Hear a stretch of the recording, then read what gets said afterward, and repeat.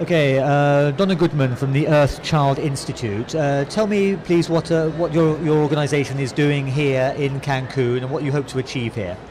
Our organization is an international NGO based in New York, working for the rights of children and issues related to the environment. So very much in education for sustainable development, climate change education, and children's environmental health and world water issues.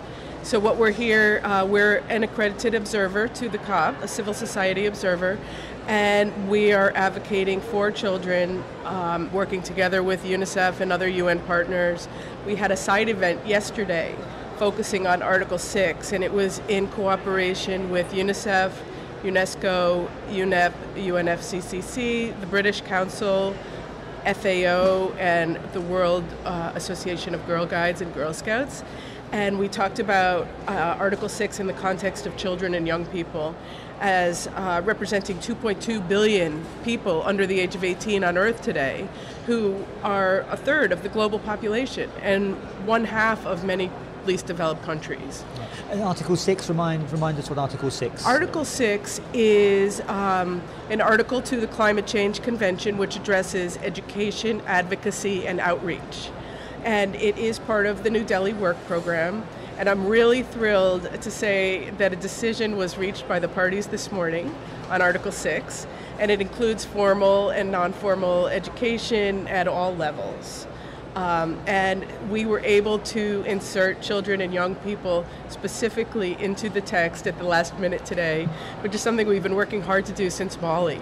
Okay, great. So obviously very happy about that. Yeah, it's thrilling. And there is a noticeable enthusiasm, a kind of a vibe about the way young people, certainly at this conference and this part of the conference, have been working. It looks as though it contrasts in some way with the very serious discussions going on the other side of Cancun at the Moon Palace. Is that how you perceive it? Exactly, but these people are those who will inherit our mess, who are inheriting our mess. And if you notice, every world leader, in their speeches, they talk about climate change in the context of our children's future. And will they have a chance to be parents and grandparents and ancestors? And there is so much rhetoric about our children, but there are no funds that go to children's issues in relation to climate change. So that's what we're here to advocate for, and to show the capacity of children and young people to make a difference. They're not just someone taking up space in time right now. They are people who are making a huge difference, as you said, with enthusiasm and spirit and energy to make a difference. And not just waiting for us, the older generation, to sort things out for them, getting involved exactly. now. Yeah. Exactly. Okay, yeah. So, okay, that's a good point to move to Coralie. Yeah. So, yes. Yeah. You're from. Where are you from, if you could tell me? And first of all, and the work you're doing there. Yes, I'm from Haiti. And I'm working with UNICEF in some projects, but I'm working on my own project called Eco Haiti, and it's a project for we build Haiti with ecological infrastructure, but with the ideas, with the support of children, youth, and people older around the world, and for just continue what you say, just for print what you say. The world leaders think that, like, when they see climate change, they see that it's about the future of the children. But I think they could see that children can be solution of the problem. I mean, children is powerful. They are so. And they have creativity, they have time, they have faith, they have motivation. So if they have the support of the older, of the boss, of the leaders, I think they could change the world. Yes. Okay, you're from Haiti, but you're here with other young people. Tell me a bit about. I mean, do you share some of the same problems, some of the same goals with your colleagues? And tell me where they're from first of all, and talk a little bit about your relationship with them. With who? With the other young delegates, the other three. Oh, okay. So there's three other children. One from Bolivia, from Belize, and from Mexico. We are one of them. we are working together. We are a team. So we are just trying to achieve our goal. There's one for the girl from Bolivia. I worked with her before in the CCF, the Children's Climate Forum at Copenhagen.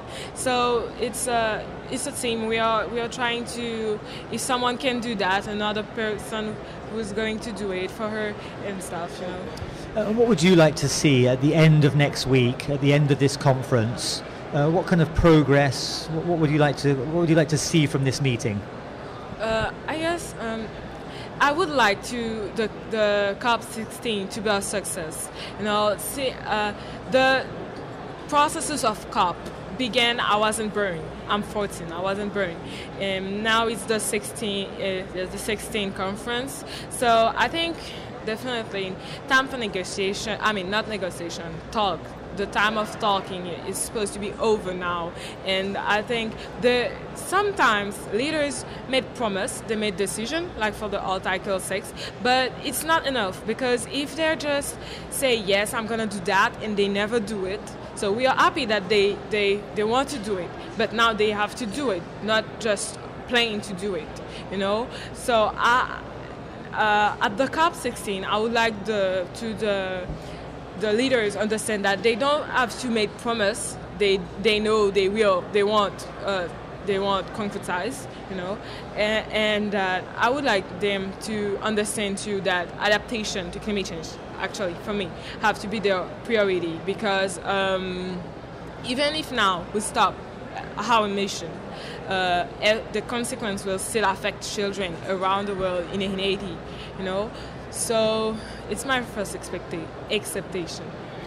And Donna, what would you like to say about hopes and expectations for this conference in Cancun? Isn't that amazing? I just want to say Coralie is 14 years old, and she's living in Haiti, where the impacts of climate change are so immensely felt, and deforestation is rampant. And it just shows so much the capacity of these young people. What I would like to see of course, I'd like to see an agreement coming here out of COP16 in Cancun. But at the lowest common denominator, especially given results for children, I'd like to see some funds earmarked for issues related to children. So mainstreaming climate change education into education ministries at national level. Building capacity of teachers, educational ministries, working cross sectors.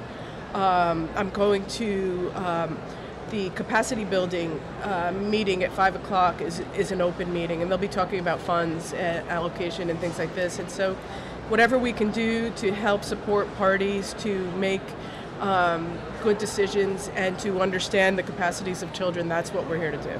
Well, thank you both very much. You're welcome.